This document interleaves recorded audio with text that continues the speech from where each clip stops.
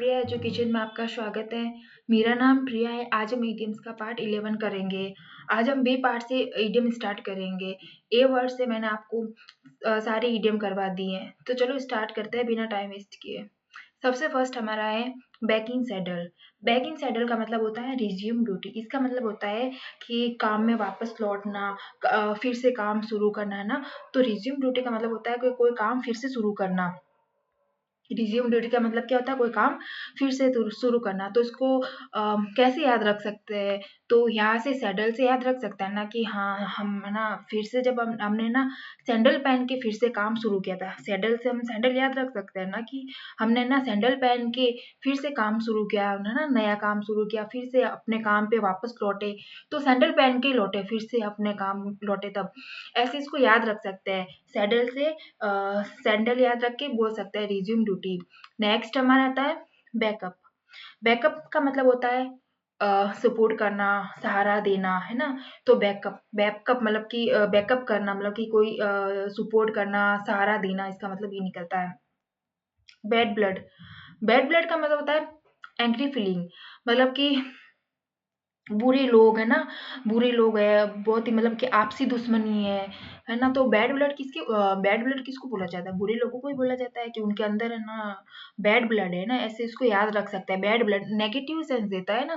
Bad blood मतलब कि वो बहुत बुरे लोग है, वो उनके अंदर बहुत ही बैड ब्लड है ना। ब्लड से याद रख सकते हैं बैड ब्लड है, इसलिए क्या है, वो बुरे लोग है, उनकी है ना आपसी दुश्मनी है ना। तो ऐसे लोगों को हम बुरे बुरे लोगों को हम बैड ब्लड बोलते हैं। नेक्स्ट हमारा आता है बैड हेड्स। बैड हेड्स का मतलब होता है पीपल ऑफ बैड कैरेक्टर, मतलब कि बुरे चरित्र वाले लोग।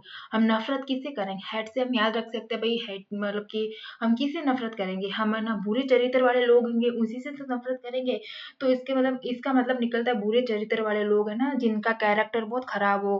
तो बैड हेड्स का मतलब ये निकलता है अ, बुरे लोग, बुरे चरित्र वाले लोग। नेक्स्ट हमारा आता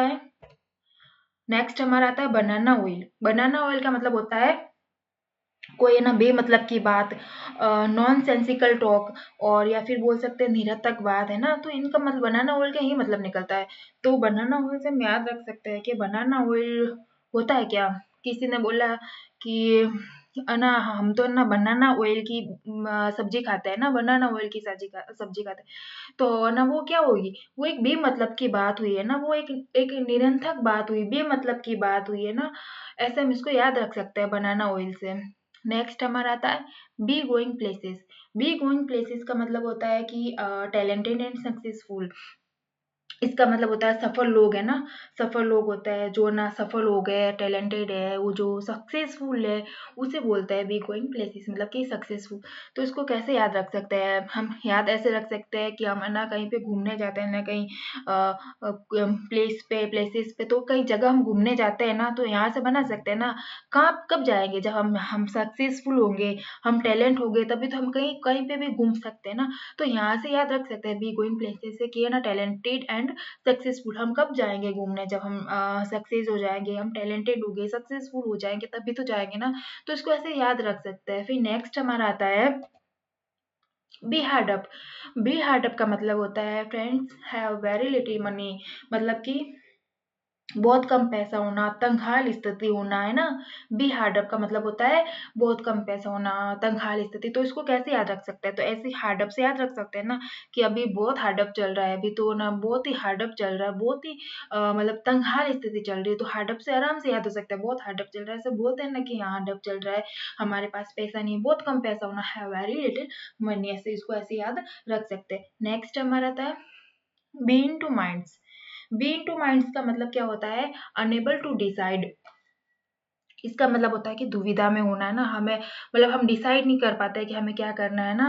मतलब टू माइंड्स का मतलब होता है कि अब ऐसे देखो, यहाँ से देखो, बी इन टू माइंड्स मतलब कि अ, एक साथ दो दिमाग होना, है ना।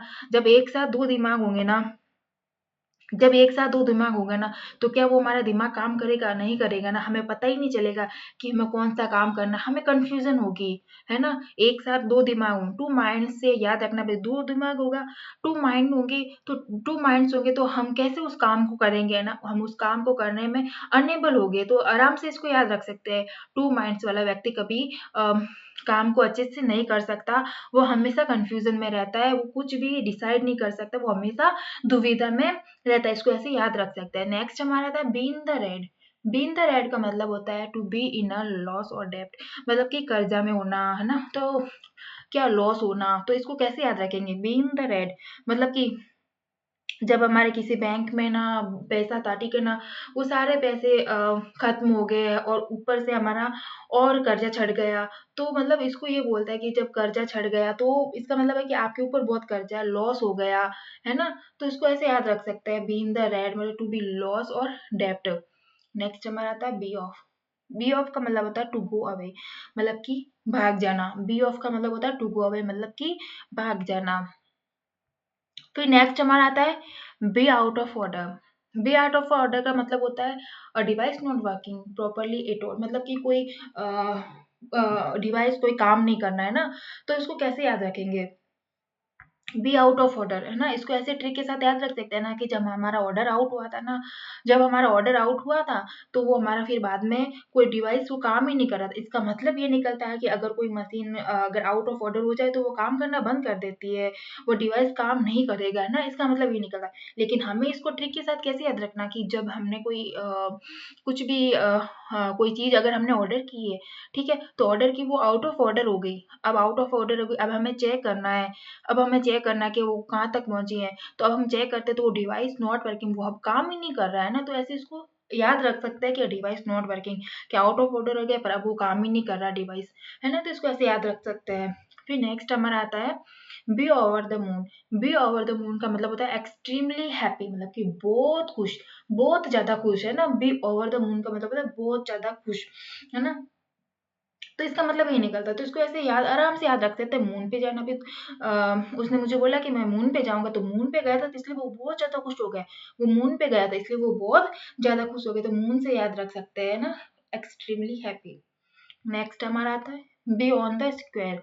बी ऑन द स्क्वायर का मतलब होता है to act and speak honestly, मतलब कि होता है कि है ना ईमानदारी से काम करना, है ना, ईमानदारी से काम करना। तो इसका मतलब क्या निकलता है कि to act and speak honestly. तो यहाँ से याद रख सकते हैं ना, स्क्वायर जब हम याद करते हैं ना तो बड़ी ईमानदारी से याद करते हैं। स्क्वायर याद करना भी तो मुश्किल होता है, तो फिर भी हम ना उसे जब ईमानदारी से याद करेंगे तो वो याद हो जाएंगे हमें, है ना। तो ईमानदारी से काम करेंगे, है ना, स्क्वायर याद करेंगे, ईमानदारी से स्क्वायर याद करेंगे तो वो याद हो जाएंगे। तो स्क्वायर से हम याद रख सकते हैं to act and speak honestly. तो फ्रेंड्स, आज के लिए इतना ही। अगर आपको मेरा वीडियो अच्छा लगा, लाइक करो, कमेंट करो, सब्सक्राइब करो। Thank you.